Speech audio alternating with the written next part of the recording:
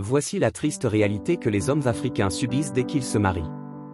En Afrique, les hommes ne profitent pas du mariage. Par exemple, pour un homme de 72 ans, il a pris sa retraite du service actif. Il a travaillé toute sa vie pour élever ses enfants. Il s'est privé des plaisirs de la vie pour payer les frais de scolarité élevés et les frais de subsistance de ses enfants à l'étranger. Les enfants sont désormais aisés en Europe, en Australie et en Amérique. Sa femme, âgée de 62 ans, a déménagé pour vivre avec leurs enfants. Il reste seul en Afrique. Ses enfants l'appellent à peine. Il doit recommencer sa vie de célibataire. Il souffre d'hypertension artérielle et d'autres maladies associées à la vieillesse. Combien de temps encore survivra-t-il seul?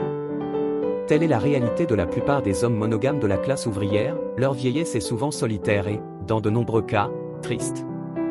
Aussi bon que soit l'homme, les femmes ont tendance à aimer leurs enfants plus que leur mari. Plus il vieillit, moins il semble lui être utile. Alors, quels avantages réels le mariage apporte-t-il aux hommes africains? Ils sacrifient beaucoup mais reçoivent peu de reconnaissance pour leur travail acharné, alors que la femme semble en récolter tous les bénéfices. C'est un monde d'hommes, disent-ils, mais en réalité, pour les femmes et les enfants. Chers hommes, telle pourrait être votre situation dans les prochaines décennies.